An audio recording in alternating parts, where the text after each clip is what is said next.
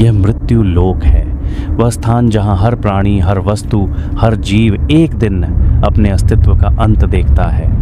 जन्म और मृत्यु का यह चक्र अनादि और अनंत है। कोई भी इससे बच नहीं सकता, क्योंकि यही सृष्टि का शाश्वत नियम है। परंतु मृत्यु के बाद क्या होता है, यह प्रश्न युगों से मानव मन को विचलित करता आया है। कहा जाता है कि शरीर नश्वर है, पर आत्मा अमर है। आत्मा न कभी जन्म लेती है, न कभी मरती है। वह केवल एक शरीर से दूसरे शरीर में प्रवेश करती है। मृत्यु के क्षण में मनुष्य के चेहरे पर जो भाव उभरते हैं, वे उसकी आत्मा की पवित्रता या अपवित्रता का दर्पण बन जाते हैं। जब किसी का चेहरा शांत हो, जैसे वह केवल गहरी नींद में सो गया हो, तो यह संकेत होता है कि उसकी आत्मा पवित्र थी।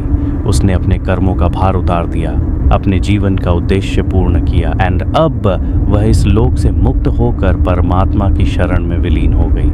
ऐसा व्यक्ति मोक्ष प्राप्त कर लेता है। यही आत्मा की सर्वोच्च स्थिति है। दूसरी ओर यदि मृत व्यक्ति का चेहरा अतृप्त दिखाई दे, आंखें खुली हों, होंठ अधूरे शब्दों से जमे हों, तो यह दर्शाता है कि उसकी आत्मा अभी भी कुछ अधूरा छोड़ गई है। वह संसार के मोह, रिश्तों या इच्छाओं से बंधी रही। ऐसी आत्मा पुनर्जन्म के चक्र में पुनः प्रवेश करती है, ताकि अधूरे कर्मों को पूर्ण कर सके। यह आत्मा भटकती है, सीखती है और धीरे धीरे परम शांति की ओर अग्रसर होती है। और यदि मृतदेह का चेहरा भयावह हो, मानो उसमें पीड़ा या क्रोध ठहर गया हो, तो यह संकेत है कि वह आत्मा दुष्ट प्रवृत्ति की थी। उसकी नकारात्मक ऊर्जा उसे इस लोक से शांतिपूर्वक मुक्त नहीं होने देती। वह पुनः जन्म लेती है अपने कर्मों के परिणाम भुगतने के लिए। इस प्रकार मृत्यु कोई अंत नहीं, बल्कि एक नया प्रारंभ है।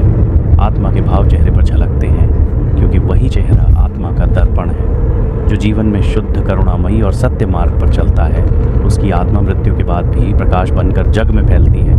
यही है मृत्यु लोक का शाश्वत सत्य। आत्मा नश्वर शरीर को छोड़कर अमृतत्व की ओर यात्रा करती है। शांत मुख बोले अमृता, अतृप्त मुख संसार, दुष्ट मुख बंधन करे पुण्य आवे।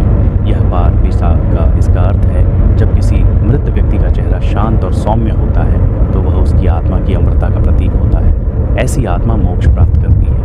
यदि चेहरा अतृप्त या अधूरा दिखे, तो वह आत्मा अभी संसार के मोह में बंधी है और पुनर्जन्म के चक्र में लौटेगी। लेकिन जब चेहरा भयावह या क्रोध युक्त हो, तो वह आत्मा अपने दुष्कर्मों के बंधन में फंसी होती है और उसे फिर से इस मृत्यु लोक में आना पड़ता है।